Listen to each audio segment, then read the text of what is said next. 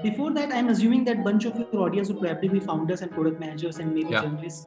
So let me just clarify beforehand that a lot of times people blame these large platforms like a Facebook or a YouTube that they are doing a very poor job at recommendation and moderation and things like that. The hard reality is that it's insanely hard to do It's something like phenomenally hard. this. Yeah. Welcome to another episode of the Startup Operator podcast. I'm your host, Roshan Karyappa. With me today, I have Ranjit, who is the co-founder and CEO of Pratilipi, India's largest storytelling platform with over 290,000 writers in 12 languages and over 25 million monthly active readers. As an occasional writer myself, I've always been intrigued about good stories and good writers as well. So considering Ranjit is bringing all of these on a single platform, I was really keen on talking to him.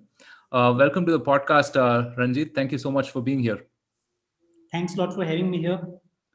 Pleasure to kind of talk to your audience. Awesome. So Ranjit, maybe to begin things, we could talk about how you started Pratilipi. Mhm. Okay. So essentially, before I talk about that, I think in fact in the same part, it's probably good to talk about my own background because that's Sure. how Pratik kind of started as well. Yeah. So I was born in a very small village, less than 1,000 population village in Raebareli district of Uttar Pradesh. So typically, like most people wouldn't know English. Most people wouldn't have access to internet till about maybe 4 or 5 years back. And like generally, if you make more than 10,000 rupees a month, you are decidedly rich. In parallel to that, I've been a voracious reader all my life. Used to read like 130 plus books a year.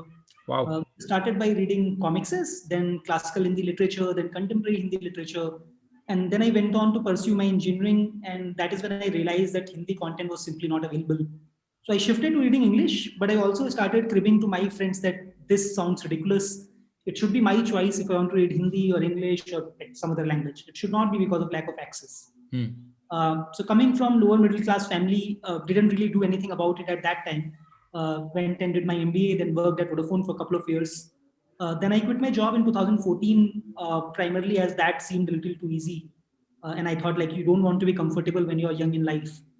So around this time, when I was trying to decide what to do, some of my friends called me back and said that you have been cribbing about this for like half a decade, and if nobody else has solved this, then why don't you give it a shot? And I thought, makes sense. So that's largely how Prathipi started. In fact, this is how the initial team also came about. So my one of my co-founders was my school batchmate, one was my engineering college batchmate, one was my batchmate from MBA, one was my colleague from Vodafone. First employee was senior at Vodafone. First product manager was batchmate. So a lot of early people came like this as well. People who had already heard me kind of go through that pain and talking about how somebody should solve this problem. Right. Right. And so who are the early adopters like? So when you got started, how did you start about building the platform? Who were some of the early adopters? Right. So before starting to build Putlipi, one of the things that I had done was go and talk to people to understand if this is a problem that only I face or if this is a problem that other people face as well. Uh, and I was also kind of curious as to why this problem exists in the first place. Is it because like people are simply not creating that much content? Is it because of like there is not an intermediate bridge? Is it because people are not interested in reading or something else?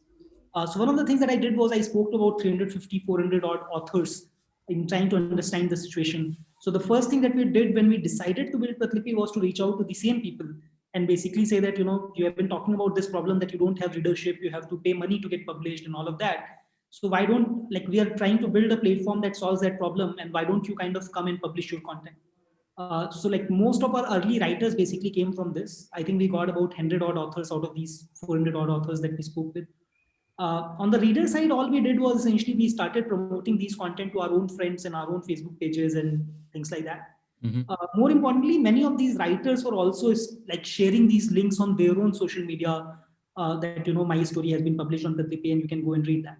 So I think early adopters were basically people who already knew these writers or who already knew the team, and they just came along to see what is happening and like what is this all about and like what kind of stories are there and so on and so forth. And then it Right. kind of took on from there. Right. So, like with any two-sided platform, I mean, it's a bit of a chicken egg situation, right? I mean, you have readers, then you have writers, and the vice versa. So, how did you see that build up? I mean, so were there any inflection points along the journey where you thought that, you know what, I mean, now it's like sort of a self-sustaining sort of a growth? Right. So there were two different inflection points. One was that when we started building Pratilipi, we had no experience in either startups or publishing. So instead of kind of saying that, you know what, we are experts and we know everything, we decided that we'll kind of go very iteratively and see what the market teaches us. So the first version of the product, in fact, was very simple, like a blog, so where people could come and read, and that's it. Everything else we would do manually. So like if so, essentially we will reach out to writers, or writers will reach out to us on email, and they will send us their stories, and that is something that we'll publish. So the first inflection point probably was when we got to a stage where these writers were sharing these stories on their own Facebook walls primarily, and then their friends would reach out to us and say, "What, you know what, you have published my friend's story. Why don't you publish my story as well?" And at some point in time, the number of such requests became so big that we essentially had to say, okay, now we can't manually publish all of these. So we actually have to build a writer platform where people can come and publish on their own. So that was, I think, a big inflection point in terms of like knowing that there's a demand for this product, especially on the supply side, on the creator side. The second part was we have always been like, we come from largely engineering background where we like to try and quantify a lot of things. So we basically thought that, we have to figure out a quantifiable way to define market liquidity or network effects, which is when we'll know that this is working. So our definition of network effects for something like Pratilipi largely was that three things have to be true at the same time. Our acquisition cost has to go down over time. Our engagement and frequency have to go up, and our retention has to go up for us to know that we already have network effects or liquidity. And that point we reached about 2.5 years back. And once you reach there, then things become a little bit easier. So I wouldn't say they become easy, but like relatively speaking, they become a little bit easier because the flywheel kind of starts working. So Right. more writers come in and they bring in more readers. Some of these readers becomes writers, so then they invite more readers, and then like that kind of cycle keeps on repeating on its own. So these Right. would probably be the two big inflection points. Right. Yeah, I mean, you make it seem too easy, actually. I understand. I mean, there might have been a lot of hustle that would have gone behind it, right? So, did you focus on any particular niche as such, or, how did you build that, 0 to 1, 1 to 10 sort of a growth, actually? So we focus largely on two things. One, so we did not focus on a specific genre, but we did focus on specific languages, and we focused almost entirely on literature and text long form. And you have to understand that this was like back in 2015, 2016, and then again in 2020, funnily enough. There's a lot of talk about video content or short content and things like that. And people are saying like long form is dead and text is dead and all of that. And during all of that, essentially, we just focused on long form text, primarily focused on literature, and that was largely it. So I think that probably was one bit. But like within long form literature, like we were not focusing on any specific genres or whatever, but we were focusing on languages. So we'll launch a new language. So we started with Hindi and Gujarati, then launched Tamil fairly quickly. Then like till the time these three languages reached to some sort of liquidity, we did not launch a fourth language. So then gradually we kept on launching more and more languages. And then later on, once we realized that, okay, literature has now reached enough liquidity, and that is when we started launching new products or new formats. So we launched audio sometime last year, I think end of last year. We launched Pratilipi Comics early this year. And then we just acquired a company called IBM Podcast, I think just about a couple of weeks back. Right. Now, I mean, I have sold Pan India actually in my first job. I mean, I had to travel everywhere from Trichy to Silchar to, Jamshedpur and so on and so forth. And I know from experience that, culturally, socially, these areas are not very similar, right? I mean, the dynamics are quite different. So how would you sort of, again, you're making it seem very simple for all of us, Ranjit. I'm sure that there are some nuances to, for example, when you decide to start expanding into Tamil Nadu and stuff like that, Tamil writers basically. So what were some of those differences that you noticed? So just to be clear, something being simple doesn't make it easy. So it's simple enough. I think Lipi's model is not very complex. It's literally very simple. Obviously, doing that has still taken a lot of work, a lot of sacrifices. Now coming to your question, so generally our belief has always been that like we are not experts and we don't really know what is going to work in Tamil. We don't know what is going to work in comics. We don't know what is going to work in audio and so on and so forth. So our thesis always has been that start small and let the market teach you what is it that they want. So for example, when we decide to launch a new language, let's take Tamil. The first thing that we did was that we hired someone who understood Tamil. And then we asked them, okay, why don't you bring some of the writers that you like and like just convince them to come and publish their content on Pratilipi. And then readers will come and read that content. And then either these writers or these readers will tell us that, you know what, we also want these kind of stories, or we also want like science fiction, or we want poetry, or we want something else. And that's how the product as well as the content offering will keep on evolving. So generally let the market guide us has been our motto, instead of kind of assuming that we know what is going to work, what is not going to work. Right. Now, typically when you try to optimize for content, right? I mean, growth in content, people do the obvious things, right? People optimize for clicks and for stuff like that, which I've seen actually it has a negative effect on the kind of reader experience itself. I mean, which is why you had this whole bunch of clickbaity stuff that did the rounds, right? I think, I mean, it's less and less relevant now, I would say in the last 1 or 2 years, especially. How do you resist the urge to optimize to an extent where you sort of game it for the short term and so on? So how do you resist that? We don't have to resist that, to be honest. Like Pratilipi is a weird company in many different ways. Not necessarily good or bad, just different. One of those things is, for example, like we put a lot of focus on both our customer NPS and our people NPS. Like how much do people love us, both on inside, which is our team members, and on outside, which is our readers and writers. And our NPS has always been like one of the highest in the world on both sides. Which essentially means that we don't care about like short-term metrics as much. We don't care about retention or engagement or frequency or growth rate or whatever else as much as we care about customer experience. And our belief is that in long term, everything else kind of falls into line once you do that. So for example, when we optimize our recommendation engine, like CTR would be a much smaller part of the output metric, and a much bigger part would basically be completion rate. If you started reading something, what is the probability that you actually read it till the end? So obviously it's a complex algorithm where we will take like 20-25 different output parameters, but a vast majority of focus would go towards like if you start reading something, do you really like it, versus like what is the probability that you actually come and click on that. Right. So it just comes naturally to us as a team. It's not something that we have to resist too much. Right. Yeah, I mean, I keep having to remind myself simple is not easy, in all of the answers that you keep telling us, right? So fantastic. Now this episode is brought to you by Mulya. You want to move fast? Sure. But without breaking things? Now that's a hard ask. The thing is, once you have some base of users and customers, you just cannot afford to risk quality. So how do the likes of Cred, Swiggy and CureFit, some of India's fastest growing startups, ship at lightning pace and delight their users and customers? Simple, they're working with Mulya as a strategic quality partner. Mulya is India's most talented and passionate community of testers. They've helped prevent thousands of bugs and regression issues. So as a CTO or a product owner, if you want to reduce tech debt, especially while you scale, do check out Mulya.com.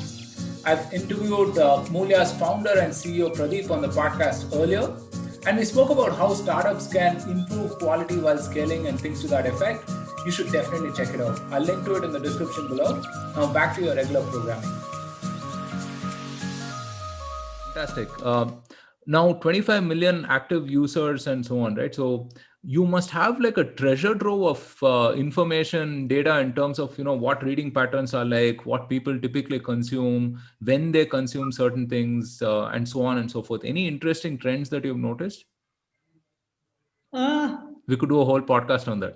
I think the most important insight basically has been that people are different more than anything else. So we don't really recommend basis segments as much as a bunch of other companies do. We actually segment basis like your own reading experience, and we throw in a little bit of serendipity where maybe you don't like something because you have never been exposed to it. But like what we have seen is that different groups of people behave very differently at different points in time as well. And that has also meant that, for example, like in general, any company that you have spoken to would have seen that a very large percentage of their user base would be male. For us, it's actually about 55% of our users are female and only about 45% users are male. Interesting. Similarly, most people assume that when you talk about Indian language users, almost all of them are going to come from tier 2, tier 3, tier 4 cities. For us, about 45-50% of our users actually come from top 7 cities. And like that's just how it has been for quite some time now. So tier 2, tier 3 is obviously growing faster, but from a smaller base, and it's still, I think, a little less than 50% for us even now. And then like the kind of genres. So for example, a lot of times people say that, Indians don't create content. The number of stories published on Pratilipi now is about 3.5 million. And this includes niche genres. Like for example, we would have well over 1,000 stories in historical fiction. We would have well over 5,000 stories in science fiction. We have a book on quantum mechanics in Malayalam, and a Wow. lot of other stuff. So the kind of variety that people can create and consume if given chance is like insanely mind-boggling.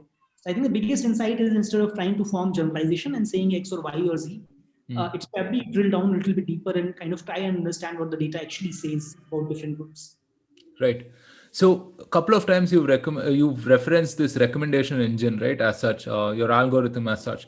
Now that's another tricky thing, right? Because I mean, we know from experience that social feeds, for example, if 3 or 4 of this stuff that you see on your timeline is not relevant to you or it's not interesting, you switch off, right? You move to another app, and that's true of even apps with hundreds of millions of users like Instagram or Facebook or whatever it is, Twitter and so on.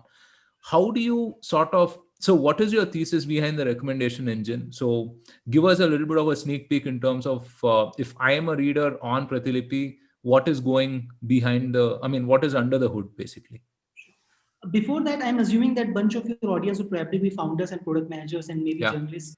So let me just clarify beforehand that a lot of times people blame these large platforms like a Facebook or a YouTube that they are doing a very poor job at recommendation and moderation and things like that. The hard reality is that it's insanely hard to do It's something like phenomenally hard. this. Yeah.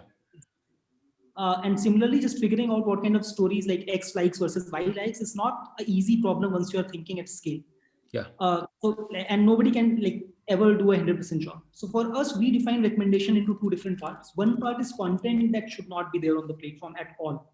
So that could be, for example, copyright violation. That could be, for example, content that is illegal because of whatever reason. Could be hate speech, could be pornography, could be something else. So we have built multiple tools. We have actually open sourced some of these tools that we have built to kind of try and identify these cases. So for example, if something is a copyright violation, we have like open source the code as well as the APIs where anybody else, like smaller companies, can also use that. So that is one part of the recommendation engine, which will try and figure out content that should simply not be there. The second part of recommendation system is to try and figure out what are the stories that you would like. Now there it becomes tricky for new people, like people where we don't have enough data. So there we'll recommend a combination of whatever we do know about you. For example, let's say location, or if you have signed in, then like your gender or age or whatever other information that you have provided. And in Pratilipi's case, almost everything is voluntary. So you do not have to log in. You do not have to provide any of this information and all of that. So depending on that, and then some curation from platform team that, these are the top performing content. So we'll just show you some of those content to learn more about your reading behavior. And then accordingly, recommendation engine will kind of evolve. So it will look at a combination of things, but most importantly, 3 or 4 things. One, that what has been your behavior with the content that you have read. What content did you drop off in between? What content did you finish reading? What did you rate? What did you review? And things like that. The second part of the equation is the number of people or the kind of people that you are following, and then their own social graph. So like if you're following someone, chances are that you're interested in their stories, for example. Or if you're following a reader, chances are that you like that reader or you know that reader in real life and you'll be interested in whatever they are reading. The third part is essentially whatever is really like high quality from a platform basis. So content that is, for example, very high rating, very high review count, things like that. And if it falls into the same genre of content that you are reading, then we'll recommend that. And lastly, actually no, then one is that we do some sort of collaborative filtering to figure out readers who are similar to you. And if there is content that they have read and loved and you haven't read it yet, we'll show some of that. And lastly, we throw in a little bit of serendipity, where essentially it's just like randomly we'll show you some content just to make sure that like sometimes you don't know what you don't know. And like maybe you don't like science fiction because you have never read science fiction. So let me recommend you some science fiction. And if you don't like it, then we'll never show you again. But if you like it, maybe you will start liking this genre. So it's a combination of these 5 parameters, so to speak, of how our recommendation system would work. Right. So your platform is also, you're also building a community, right? So essentially users love the content and so on. They form real connections and so on, right? So talk us through that. I mean, what is it like building a community of readers and writers, and how do these people interact with each other? What are some things that you've noticed? So I think like our purpose essentially at Pratilipi largely is to kind of build a storytelling platform where people come together and share their stories with each other. So community is not a part of what we do. Community is largely what we do. Like essentially we build technology and platforms to kind of build these communities. And that's largely the crux of what we do in the first place. What we have seen is that readers kind of like whatever stories they do love, they a lot of times will form very very strong bonds with the characters of the story as well as people who have created these stories. So like not just within Pratilipi. So within Pratilipi, of course, people will review and people will comment and people will message each other and people follow each other and so on and so forth. But even outside of Pratilipi, these people will go on to Facebook and follow these people, these writers. They will essentially go on Amazon and buy their books if they are physical books. If there's a movie made out of their stories, they will go and watch that movie. So like these, like kind of think of it like if there's a book that you love, generally it's not just the book that you love. You actually fall in love with the characters as well as the person who is telling that story, and that is at the crux of or at the core of what Pratilipi largely is. So we don't really have to do much. All we have to do is like build the right sort of rules one and make sure that there's not too much of like bad behavior going on the platform. So there's not too much spamming, there's not too much abusive content and things like that. Otherwise, I think people just crave a sense of community, and that is something that they will do on their own. Right. How do you enable this sort of moderatorship and so on? I mean, readers taking ownership of what they see and what others see and evangelizing the platform as such. So which is what I was earlier talking about, right? Like for recommendation, one part of the recommendation, which is the first part, is probably about like what content should not be there on the platform. So this is not just about the stories. It also includes, for example, things like comments or reviews or even messages, for example. But outside of this, we also kind of enable user to flag any content or any people that are either spammy or trollish, or they are creating content that should not be there on the platform. Like somebody makes a first mistake, we give them a warning. Second mistake, and generally their account is disabled. So I think it's a combination of like human-driven flagging, which is something that our own readers and writers do, and automatic recommendation rules that we have kind of built to try and weed out these behaviors. Right. How do you see audio content versus textual content? I mean, we've seen it's still lagging behind in India, I would say, relative to, let's say, the US and so on, where I think longer commutes are sort of the norm, right? So how is it performing? I mean, I have a vested interest, obviously, in asking about audio content. So what's that like? So there are two parts to this answer. In fact, first is that as a company, we don't particularly care. Our thesis is that different people would like different kind of content. That's okay. Some people would like text, some people would like comics, some people would like audio, some people would like video, and all of that is fine. As long as like you are getting to decide which kind of content you want to consume, it's absolutely fine. It should not be because of lack of access, is what our thesis broadly is. Now coming to the direct question that you asked. So my experience has been that in audio, India simply doesn't have enough demand as of yet. Having said that, I'm a very, very big believer in the long-term power of audio, not just because of commute, it's one part, but I think like different formats have their own strengths and weaknesses. Audio's single biggest strength is that it allows you to do parallel tasking, and you can be doing X thing as well as consuming audio, which is something that is impossible for text, and not impossible, but still like relatively very, very hard for video. Which largely kind of makes audio a powerful medium for certain kind of content, certain kind of use cases. I think that it's just that we simply haven't had enough exposure to high quality audio content, which is why audio demand hasn't yet picked up. So as of now, I think it's still a very, very small market. And even within that market, like high frequency users are very, very small number outside of music. But I definitely believe that over the next few years, the number is going to increase significantly. Yeah. So if you would have told me at the beginning of the year that I would consume as many podcasts or listen to as many audio or as much audio, I mean, I would not have guessed, right? But having listened to as much content this year, I can understand the appeal of not just the parallel tasking, but also it communicates the tone and the sort of a visceral nature of what the author is trying to say. Actually, in some books. Even more than that. So, for example, before Pratilipi came along, what was the market size for example, online literature? The answer is basically close to zero. So I think like you need to get to enough liquidity where there is enough high quality content before demand can be created. In audio, I think as a industry / as an ecosystem, we simply don't have enough high quality content yet.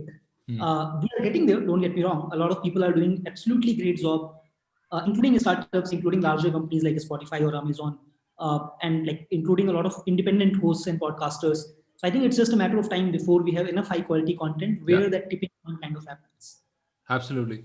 All right, let's shift our focus slightly towards the business end of things right now. Okay. So, they say that content is a crowded space and so on, right? But I would differ with that because I think finding good quality content is like almost near impossible, given that, amount of noise that you have in daily life, right? I mean, online, offline, whatever it is.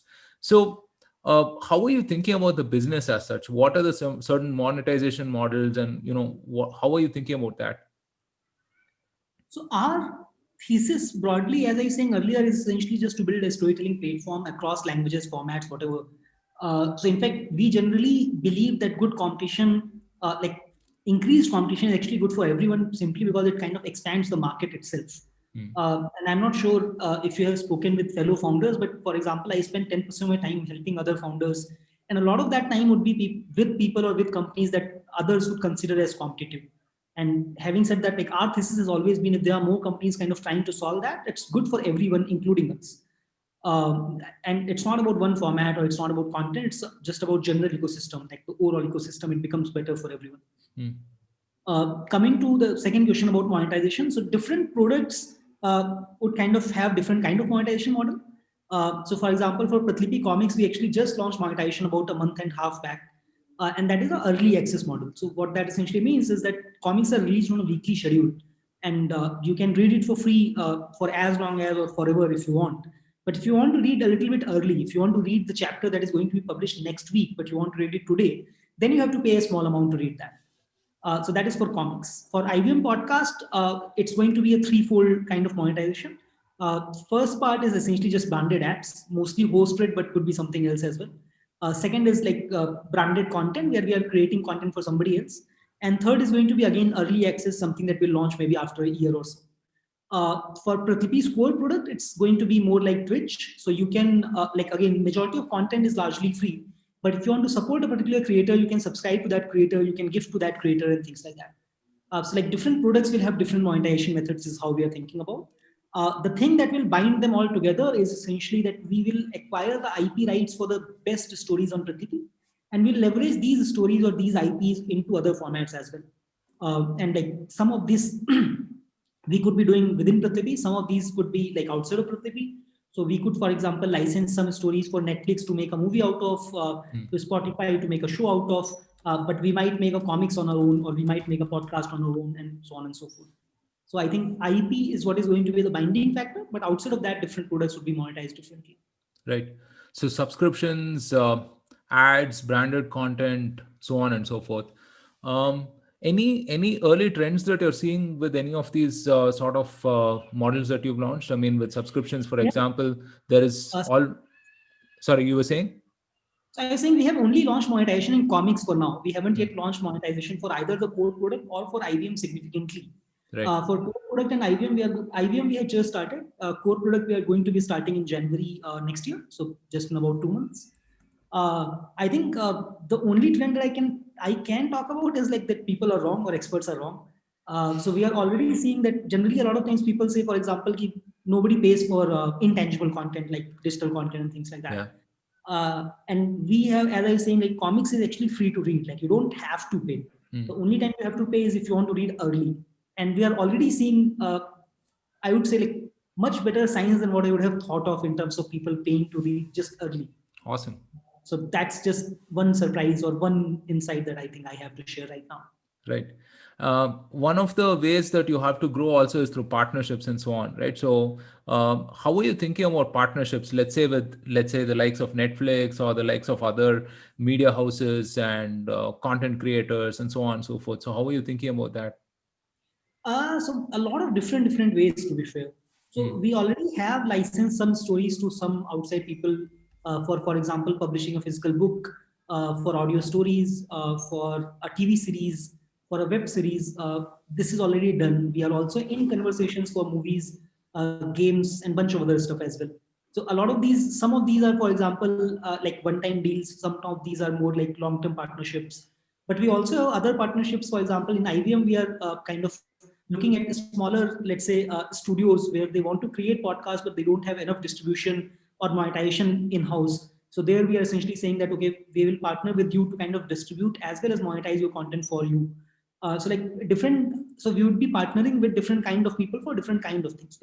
As I was saying, like we believe that like if there are more people in the ecosystem, it's good for everyone in the ecosystem, including us. So that is the approach like that we have been taking for everything, including partnerships. Right. Fantastic. All right. I can't resist asking you one more product manager sort of question, which is, often we talk about this Bharat user, right? Which is, building in vernacular languages and creating access and so on and so forth, right? Considering that you do have that sort of a reach and, you do appeal to that sort of a tier 2, tier 3 city and the Bharat user, quote unquote, right? So what are few things that you would say you have to keep in mind to build for this user? I would honestly say there are only two things, and both of these probably apply to irrespective whether you are building for Bharat users or somebody else. And I think again we have a slightly different view from most of the experts. Very very early on, we have kept on the same view, and like that seems to be working. Is one that like you have to keep things simple, and you have to think from first principles instead of assuming that something is going to work, and like just keep it simple. And second, essentially, is that just take like instead of kind of having a preconceived notion of what is a good feature or what is a good product or what is a good business, like just keep an open mind and let the market and let the data teach you of what works, what doesn't work. I think a combination of keeping things simple and not assuming or like running with preconceived notion are probably the two key points that I will tell any product manager, irrespective of which audience they are building for. Right. Your business also, is an app-led business, right? So any nuances that you can talk about on that front, being an app business as such? We don't think of ourselves as app business. Like app is just one of the distribution methods. There could be 50 different distribution methods, and there would be. The only thing to talk about probably that I can think of actually is that compared to web, on app generally, like if you make a change, it takes a little bit longer before it reaches to your users. So the bar of what gets deployed is a little bit higher. But that's probably just it. Like we look at product as product, and it doesn't matter whether the product is website or app or like something else. No, but there are certain nuances on the discovery front and so on and so forth, right? So from that perspective, so for example, ASO is a lot harder and a lot more of a black magic sort of thing versus SEO is. But like that is true for for different distribution methods, it would remain the same. So you have to kind of look into like what is the best way of distribution for a particular channel. So for app, for example, as I was saying, like ASO is a lot more like black magic, which means that you might have to do a lot more experimentation versus SEO is a lot more like science where you can actually study best practices and implement those. But like, I think those are the kind of things that are more nuances than like standard guidelines or something. Right. And okay, final few questions. Your advice on building and scaling a content business as such. So if anyone is looking to do, something similar to Pratilipi, what are some guidelines that you would offer? I think the first thing would be to try and understand what is the real use case that you are solving. So a lot of times people say, for example, content business. That's not a thing. Or like a lot of people early on used to say that, vernacular company. Again, that's not a thing. Vernacular is not a use case. Content is not exactly a use case. Like use case is something more like entertainment, or use cases, for example, sports, or use cases, for example, transportation. So you have to think about what is the real need or the real use case that you are solving for. Like why does a user come to you? And once you have figured that out, then everything else should kind of revolve around that. So like, for example, within content, a UGC company should operate in a very, very different manner compared to a PGC company. The way Pratilipi itself, for example, runs versus the way we will run IVM are going to be very, very different because they solve very, very different use cases. So I think understanding those nuances is really, really important. That's probably one. Second is probably that a lot of times I think people kind of lose focus and they try to do too many things, especially in a vertical like content, as you said, where the cost of starting something is like relatively low. But the thing is that you still only have limited bandwidth. You still probably only have limited money. So it's important to kind of keep focus and win one use case before you start expanding to 5 different use cases. And third would probably be like learn from ShareChat in the sense of like how hustly they have been and like how quickly they have experimented with. In businesses where the cost of making a mistake is low, it's a lot better to kind of just make a lot of mistakes move very, very quickly and learn from those mistakes and iterate instead of kind of spending too much time in coming up with a great hypothesis and then kind of trying and execute that. Right. These would be the top three that I can think of. Right. You're also building for this whole creator economy, right? I mean, that you keep hearing about, which is, more and more people are going to start like working for themselves. They're going to start like freelancing, or they're going to indulge in their passions and turn those passions into monetizable work and so on and so forth. So what is some 101 for building for creators as such? Honestly, I don't know. I think my advice here would basically be that, again, like instead of you deciding what do creators want, just go and talk to these creators and try and understand what they want. So for example, in our case, people were like, even now a lot of times people ask us that why do people come and create content for free? And like early on, you try and explain, dude, people go and create videos on YouTube, and people YouTube kind of gives you ad money.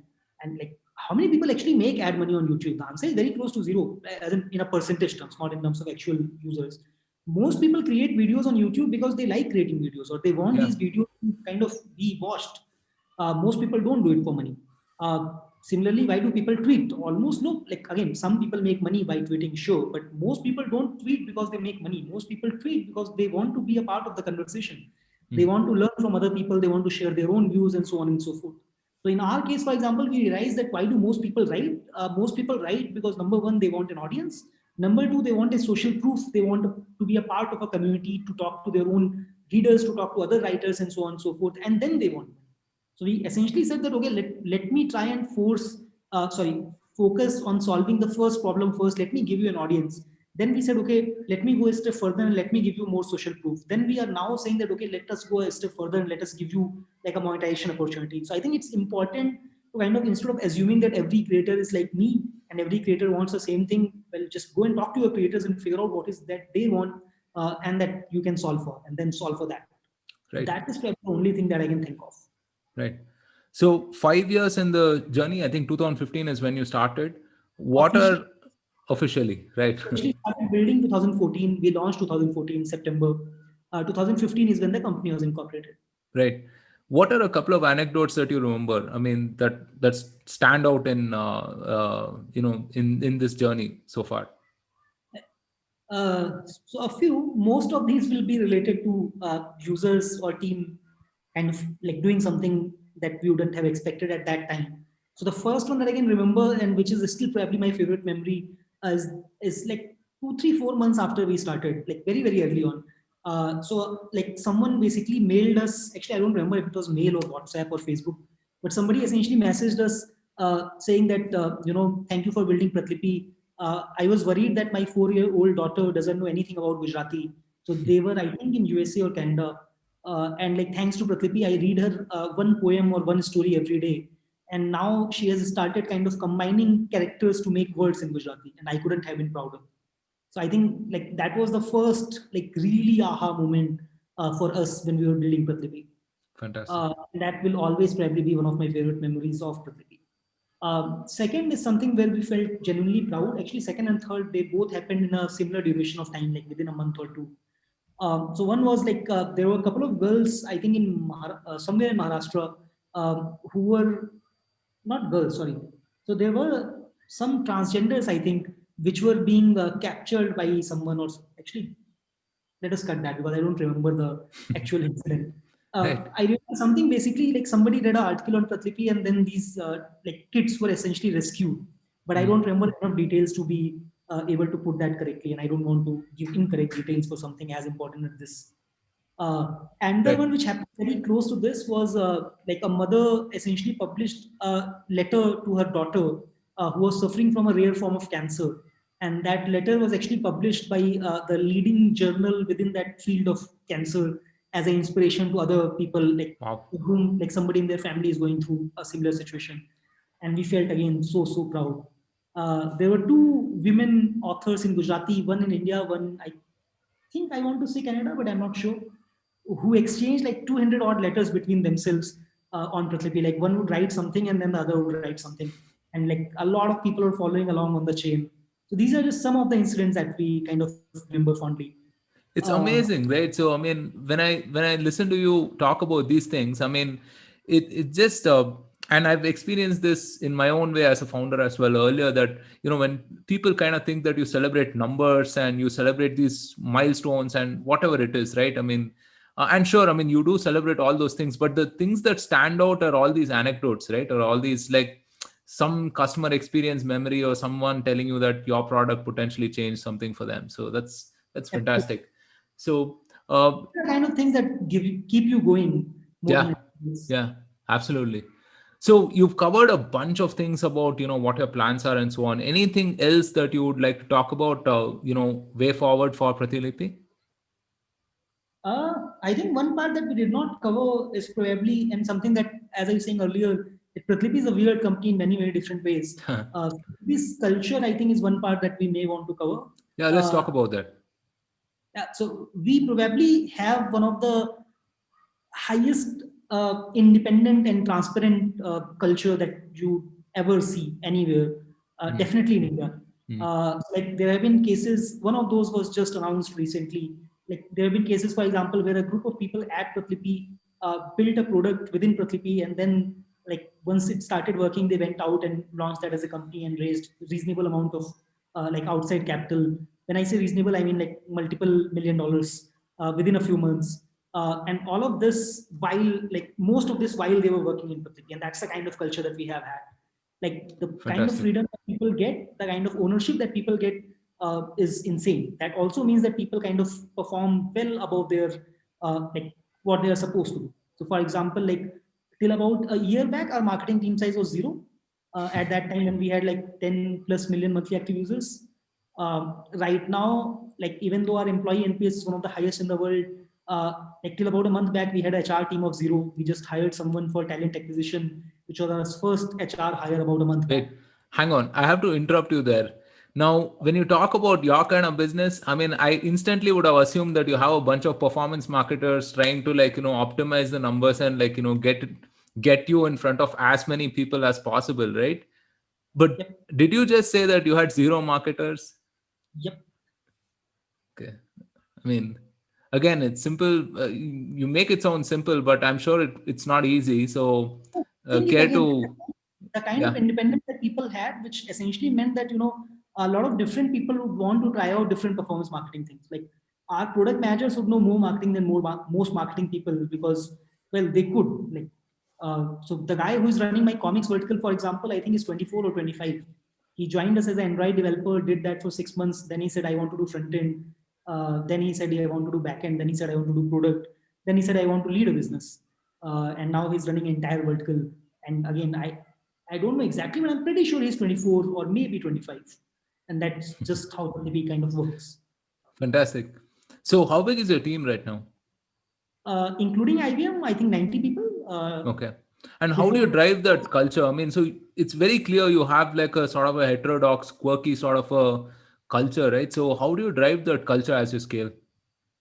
I think, so that is the question that keeps me up at night more than anything else, more than monetization, more than fundraise, more than growth, more than anything else. Answer is I have no freaking clue. What we try to do is we try to kind of be very, very consistent, and we try to be very, very repetitive.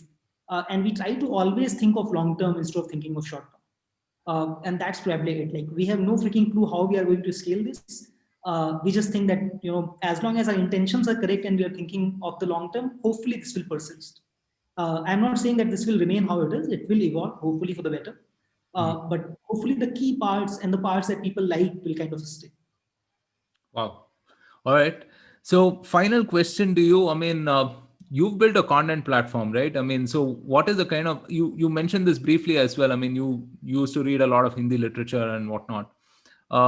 What is the kind of content you consume today? I mean, what are the last 10 books or 10 pieces of writing that you read and so on? Actually, I am absolutely terrible at reading like anything in parts.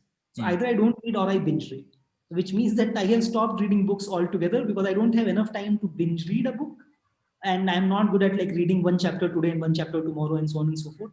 So vast majority of my reading now is essentially either essays or articles or research papers and things like that. And vast majority of that I discover on Twitter. and usually there would always be like 60 different tabs open on my mobile, which I was reading.